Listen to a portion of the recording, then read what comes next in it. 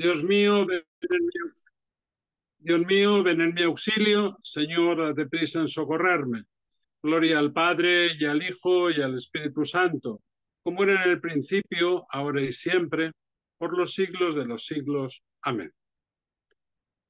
Hoy vamos a tener la charla que tal vez debería ser la última, pero por el día que celebramos hoy, la memoria de San Pío X, que fue el reformador de la liturgia, tanto de la misa como la del oficio divino, me ha parecido pues más importante, digamos, que celebrar la memoria de San Pío X hoy, haciendo coincidir la clase con una de las preciosas obras literarias que nos dejó sobre la liturgia. Y en este caso es una constitución apostólica en forma de encíclica que se llama Divino Afflatus. Se la voy a leer y luego nos pararemos en los dos párrafos o tres que yo considero fundamentales y que tal vez deberíamos hablar. Es la segunda lectura del oficio de lecturas de la memoria de San Pío X. Dice, la voz de la Iglesia que resuena dulcemente. Es un hecho demostrado que los salmos, compuestos por inspiración divina, cuya colección forma parte de las Sagradas Escrituras, ya desde los orígenes de la Iglesia sirvieron admirablemente para fomentar la piedad de los fieles, que ofrecían continuamente a Dios un sacrificio de alabanza, es decir, el tributo de los labios que van bendiciendo su nombre, y que, además, por una costumbre heredada del Antiguo Testamento, alcanzaron un lugar importante en la Sagrada Liturgia y en el oficio divino. De ahí nació lo que San Basilio llama la voz de la Iglesia, la salmodia, calificada por nuestro antecesor Urbano VIII, y esta es una de las frases que vamos a insistir en ella, dice, hija de la himnodia que se canta asiduamente ante el trono de Dios y del Cordero, y que, según el dicho San Atanasio, enseña sobre todo a las personas dedicadas al culto divino cómo hay que alabar a Dios y cuáles son las palabras más adecuadas para ensalzarlo. Con relación a este tema, dice bellamente San Agustín, otra frase que vamos a trabajar después, dignamente a Dios, Dios se alabó a sí mismo y porque se dignó alabarse, por esto el hombre halló el modo de alabarlo. Los salmos tienen, además, una eficacia especial para suscitar en las almas el deseo de todas las virtudes. En efecto, si bien es verdad que todas las partes de la Escritura, tanto del Antiguo como del Nuevo Testamento, están inspiradas por Dios y son útiles para instruir, según está escrito, sin embargo, el libro de los Salmos, frase a memorizar, como el paraíso en el que se hallan los frutos de todos los demás libros sagrados, prorrumpe en cánticos y, al salmodiar, pone de manifiesto sus propios frutos, junto con aquellos otros. Estas palabras son también de San Atanasio, quien añade a sí mismo, a mi modo de ver, los salmos vienen a ser como un espejo, en el que quienes salmodian se contemplan a sí mismos y sus diversos sentimientos, y con esta sensación lo recita. San Agustín además nos dirá después en el libro de sus confesiones, cuánto lloré con tus himnos y cánticos, conmovido intensamente por las voces de tu iglesia, que resonaba dulcemente. A medida que aquellas voces se infiltraban en mis oídos, la verdad se iba haciendo más clara en mi interior y me sentía inflamado en sentimientos de piedad y corrían las lágrimas que me hacían mucho bien.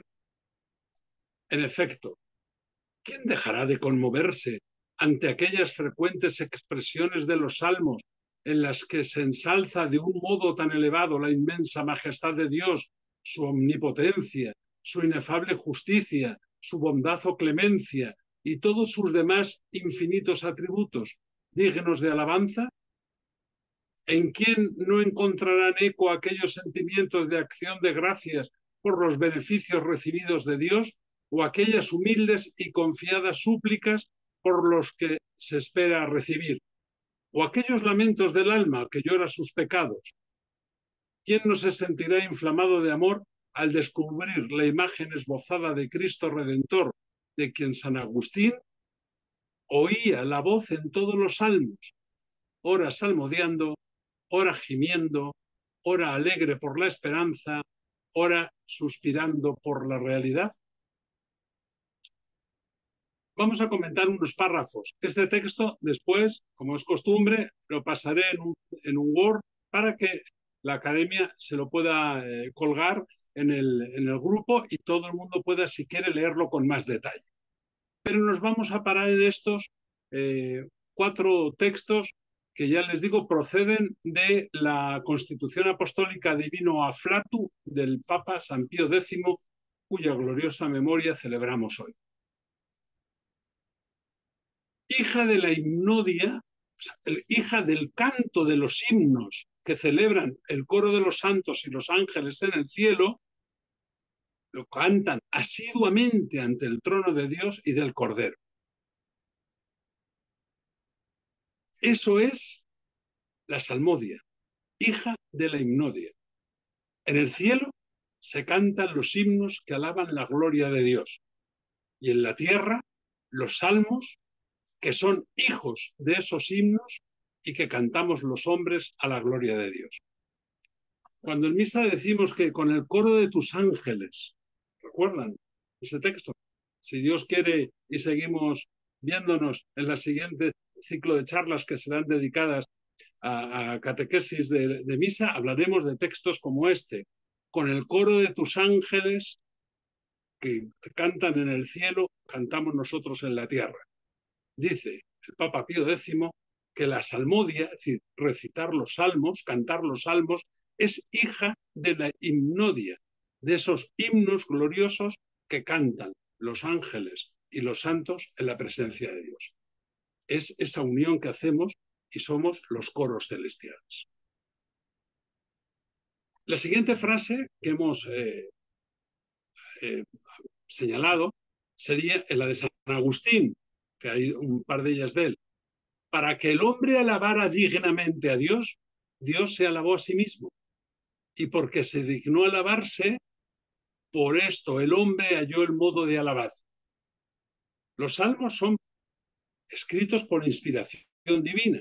Es decir, Dios mismo nos dijo cuál era la forma correcta de alabar a Dios. Por eso San Agustín ve en los salmos la máxima expresión de la alabanza, porque no son fruto del pensamiento, del sentimiento, de la emoción o del saber humano. Los salmos son una escuela, una catequesis, una formación que Dios mismo nos dio para poderlo alabar correctamente. No es que las demás formas de alabarlo sean de menor entidad, pero hombre, así hablando a la pata la llana, como dicen en mi tierra, ¿no? Si ustedes, aunque sean grandes poetas o poetisas, me dan un verso, unos versos, un poema para alabar a Dios, yo seguro que lo voy a valorar. Pero imagínense que ese mismo poema estuviera escrito por inspiración divina.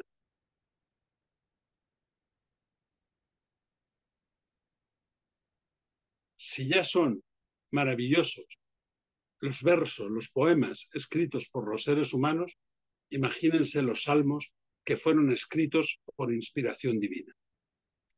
Dios en su misericordia nos va enseñando todo, cómo darle culto, cómo obedecerlo, cómo entenderlo, nos va enseñando cómo amarlo. Dios nos enseña que para amar a Dios hay que entender cómo Él nos ama a nosotros.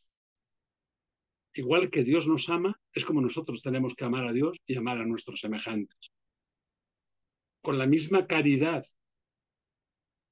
que ve nuestras debilidades y nuestros defectos, con esa misma vista de Dios tenemos nosotros que ver los defectos de los demás.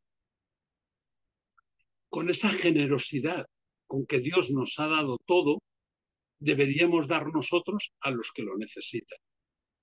Es decir, Dios nos va enseñando a ser misericordiosos, a ser caritativos, a ser generosos, a ser piadosos, a ser compasivos, a ser misericordiosos. Y en los salmos nos enseña a alabarle. No porque a Él necesite que nosotros lo alabemos. Hablaremos en los meses próximos, sobre todo de los prefacios de la misa, que son esas grandes catequesis condensadas en unas palabras. El prefacio común cuarto dice: no necesitas ni nuestros salmos ni nuestras alabanzas. Dios no necesita que le cantemos cánticos, ni salmos, ni alabanzas. Nosotros necesitamos cantar al Señor. Y Él, sabiendo nuestra necesidad, nos enseñó a hacerlo. Nos dio la clase de liturgia, de canto, de poesía, de oración, tanto de oración de acción de gracias, como oración de súplica, como oración de petición, como oración de alabanza. Y nos la dejó en los salmos. Por eso, en la liturgia de las horas, o en misa, cuando decimos los salmos, somos nosotros los que le dedicamos a Dios los salmos, pero deberíamos recordar siempre que es Él quien nos ha dicho cómo va a ser más útil para nosotros la salmodia, cómo va a ser para nosotros más útil la petición. En los salmos está todo lo que se puede pedir a Dios. En los salmos está todas las formas de darle gracias, de reconocer su grandeza, de reconocer su mérito, de reconocer su omnipotencia, omnipresencia, omnisapiencia. Está todo. Porque es una catequesis no inspirada por un gran teólogo, por un gran filósofo, por un gran catequista. Está inspirado por Dios. Seguimos en esas frases que nos hemos parado. Como el paraíso en el que se hallan los frutos, es decir, los salmos, son como un paraíso lleno de árboles de frutos, donde están todos los demás libros sagrados.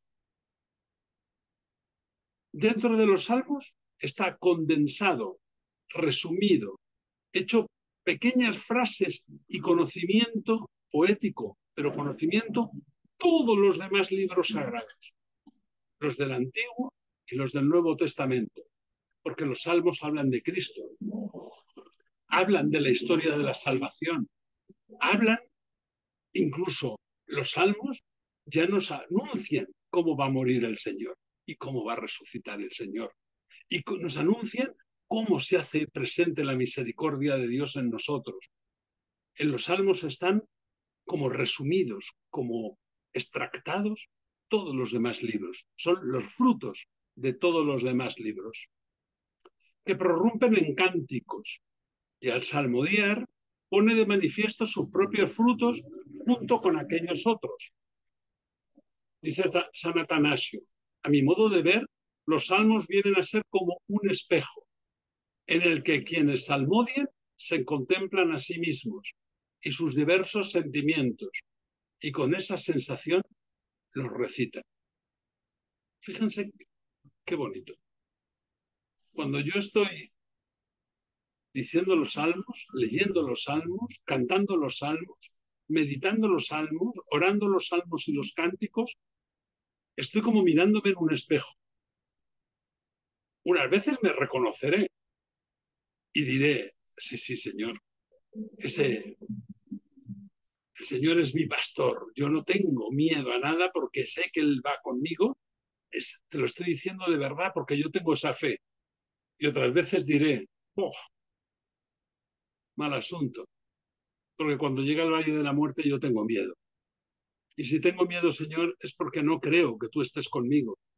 No creo que tu vara y tu cayado vayan conmigo. No creo que delante de mí hayas puesto la mesa en presencia de los que me persiguen. A mí me siguen dando miedo los que me persiguen.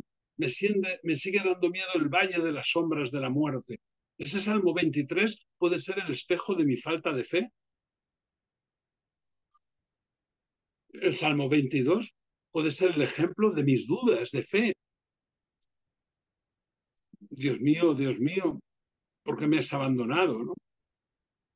En los Salmos puedo ver reflejada mi fe y mi falta de fe, mis necesidades espirituales, materiales, corporales, mis necesidades de afirmar mi unión con Dios o de reconocer mi distancia, mi alejamiento.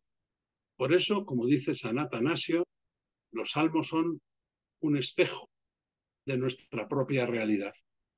Nos vemos reflejados en ellos. ¿Qué les quiero decir con esta carta? Que les digo que se la voy a mandar con cambiado el color de los párrafos para que los puedan identificar con estos que hemos estado hablando. Que los salmos no son simplemente un acto litúrgico que cumplimos y aquí paz y después gloria. Y en esto hemos insistido mucho en estas semanas, pero hay que seguir insistiendo en ello. Los salmos no son una creación humana para alabar a Dios. Los salmos están inspirados por Dios. Por lo tanto, no hay ningún libro de oraciones que alcance la altura, que alcance la sabiduría, que alcance la perfección de las oraciones contenidas en los salmos, porque están inspirados por Dios. No por la fe o por el saber o por el conocimiento de alguien en concreto. Están escritos por manos humanas, cantados por manos humanas, por voces humanas, entendidos con la limitación de nuestro cerebro, pero están inspirados por Dios.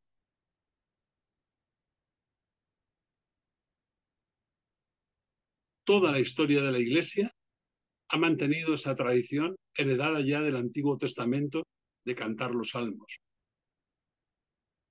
Llevamos más de 3.000, 2.000 y pico, casi 3.000 años cantando los salmos. Y nunca hemos dejado de aprender, porque los salmos contienen condensada toda la sabiduría de los dos testamentos. Y de ellos podemos obtener los frutos. Podemos obtener sabiduría de Dios. Los salmos son el resumen de la oración perfecta. Solo los podría superar el Padre Nuestro. Y es un ejemplo de que, a pesar de que los salmos contenían todas las oraciones y eran la perfección en las oraciones, salmos y los cánticos, los apóstoles, si se fijan, siguieron siendo como nosotros, duro de cabeza. Seguían sin ver, sí veían la belleza de los salmos, ¿no? Cantaban los salmos, qué bonito, qué tal, es costumbre, ha llegado tal época, son estos salmos, hoy tocan estos otros, un poco como nosotros, ¿no? Que pasamos así como por encima y le dicen, enséñanos a orar al Padre. Jesús tenía que haber sido irónico y haberles dicho, lleváis toda la vida cantando los salmos y no habéis aprendido a orar al Padre. Pero viendo lo duro que somos de cabeza, lo cortos que somos de entendimiento para las cosas de Dios, les da el Padre Nuestro. Por eso no es de extrañar que tal vez todos nosotros, y me incluyo, a pesar de esa lección magistral de Jesús, Dios nos inspira los salmos y Jesús nos da el Padre Nuestro, nos sigue pasando que parece que tenemos que llenar la vida de otras oraciones, como que no tenemos suficientes.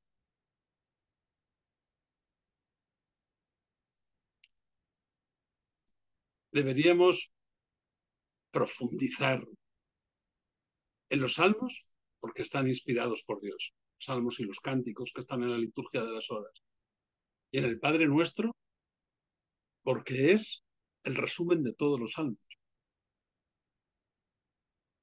Aquellos que estaban desde niños cantando los salmos seguían sin sacarles toda la esencia, sin sacarles todo lo que contenían Y Jesús, haciendo una vez más un alarde de esa infinita paciencia con la que nos trata, nos dio el Padre Nuestro, para que aprendiéramos a orar.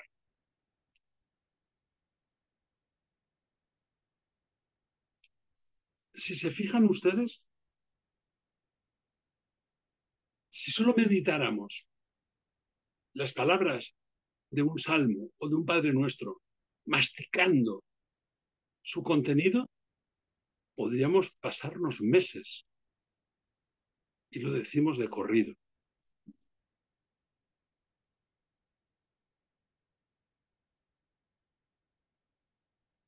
Como el salmo más conocido es el Salmo 23, les voy a poner el ejemplo de ese análisis, porque el Padre Nuestro lo veremos otro día.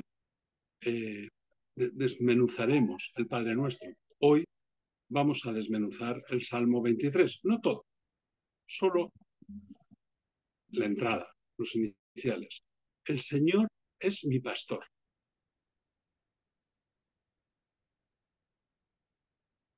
Para que eso sea verdad, yo tengo que empezar por sentirme oveja.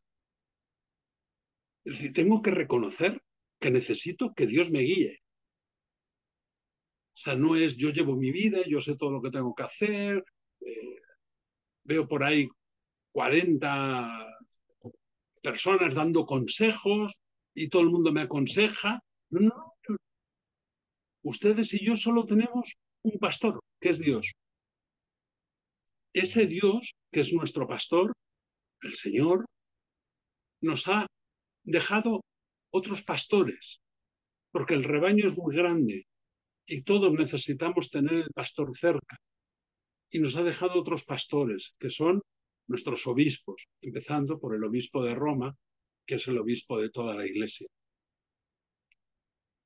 Esos pastores, para que podamos tener también más cerca todavía al pastor, nos han dejado a nuestros párrocos, a nuestros capellanes, a nuestros directores espirituales y confesores. El Señor es mi pastor. Nada me falta. No hace falta que yo se lo pida. Si de verdad creo que Dios es mi pastor, ya sé que Él sabe lo que necesito. Es un buen pastor. Me va a llevar a donde yo lo necesito. Pero como oveja, necesito manifestar lo que pienso, porque no somos ovejas como las de lana, ¿verdad? Y necesito a veces balar pidiéndole, pues, Señor, ayúdame con esto, o enséñame a ser más sencillo, más humilde, o te doy gracias por aquello. El Señor es mi pastor, nada me falta. No me lleva a cualquier sitio a comer. No es un pastor que me lleve ahí al basurero, a que yo escarbe ahí entre la basura a ver lo que salgo. En lugar de delicados pastos, en lugar de pastos sabrosos, me hace descansar, me hace reposar. Tenemos dos opciones. Pasar por los salmos cantándolos bonito, mucha música, mucho tal, pero tal, sin pena y sin gloria. O podemos, además de repetirlos en esa rotación que es la liturgia de las horas, podemos ir dedicándole tiempo a desmenuzarlos. Cada frase, cada sentido, cada contenido. E ir descubriendo la sabiduría de Dios en ellos. No son los salmos de David, aunque digamos así. Son los salmos de Dios. David fue el que reunió los salmos que ya existían y creó algunos. Pero también se añadieron salmos después de David. Lo que pasa es que como David hizo la recopilación de los más conocidos y añadió algunos o los mejoró, normalmente se dicen los salmos de David.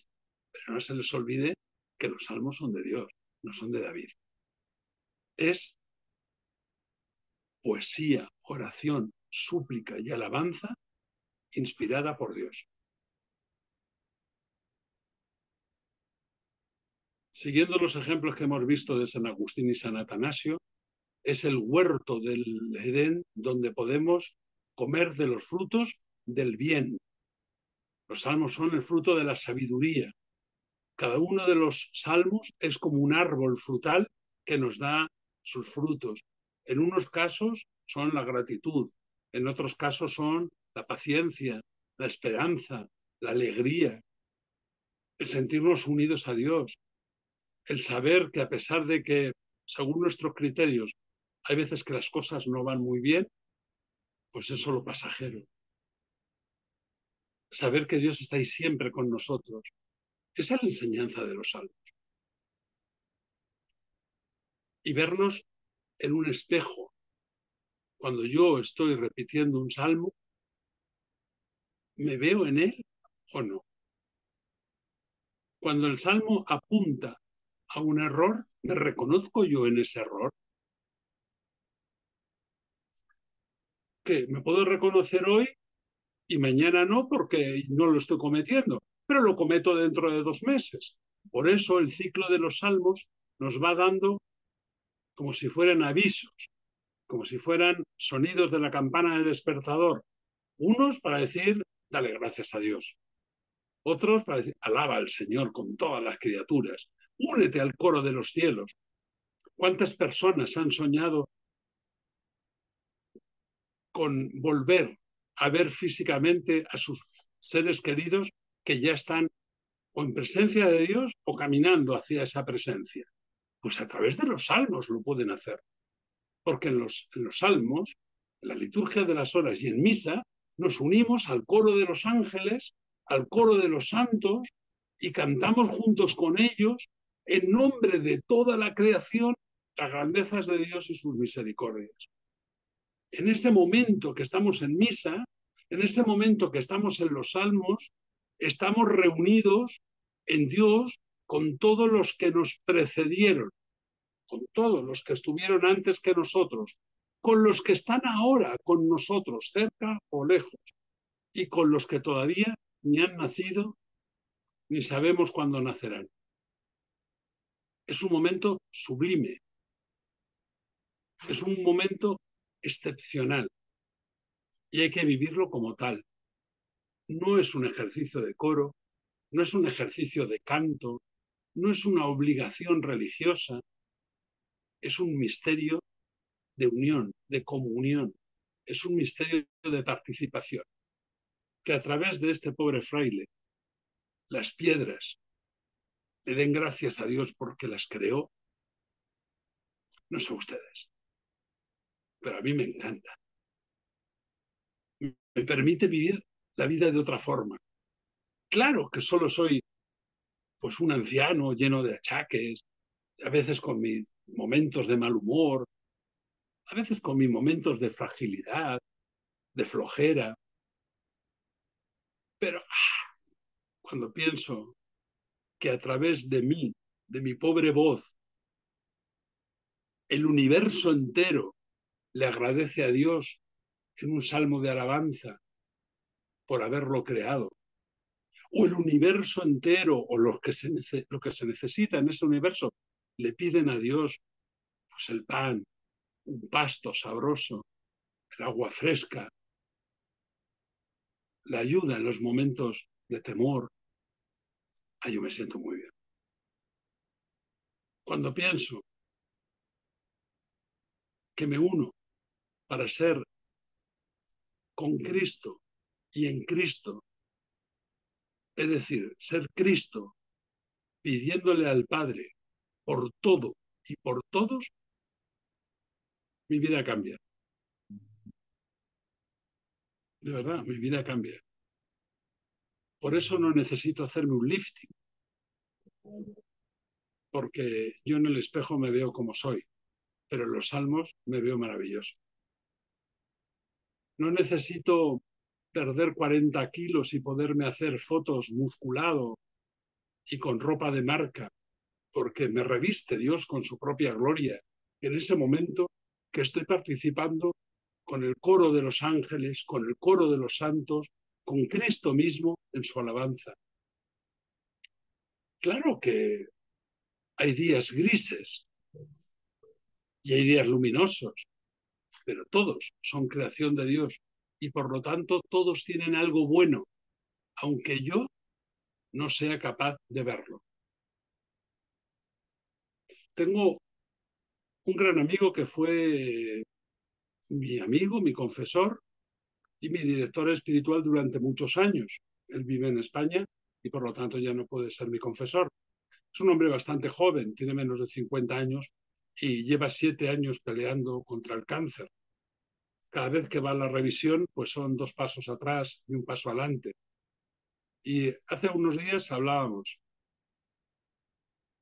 Y él pues cuelga muchas canciones, le gusta cantar y cuelga canciones. Y me decía que estaba bastante cansado por los últimos tratamientos que le dejan como dormido, torpe y lento. Y me dijo algo que yo les transmito a ustedes. Llevo 7 años de regalo de Dios, por eso, a pesar de que ya casi no me queda voz, sigo grabando canciones y las canto en mi convento, en el dominico, en las misas que celebro, en las redes sociales, en la liturgia de las horas. El Señor me ha hecho 7 años de regalo en lo que cualquier otro podría estar entendiendo como 7 años de tormento, porque es cada vez que vas al oncólogo enterarte que estás un poco mejor y la siguiente vez que estás otra vez igual de mal que antes. La forma en que él ve esos 7 años, la forma en que yo veo mi vida, es lo que les quiero transmitir a ustedes como es una opción personal. Yo hoy cumplo 67 años. No sé si el Señor me dejará vivir otros 7 minutos, 7 días, 7 meses, 7 años. 70 no, porque ya sería un exceso que yo le pido que no tenga conmigo. Pero lo que me deje será para darle gracias y para ser feliz y para sentirme lleno de eso que da la fe, y es paz. Esta debería haber sido la última charla, pero en honor a San Pío X la hemos tenido hoy. Yo espero que vayan poco a poco entrando en esa dinámica. No le digo que yo ya haya llegado a la meta de entenderlo todo, pero voy camino y me va sirviendo de mucho, y por eso, con la misma intención y con el mismo deseo se lo he ido transmitiendo a ustedes. Vamos a pasar el turno a las preguntas y de momento pues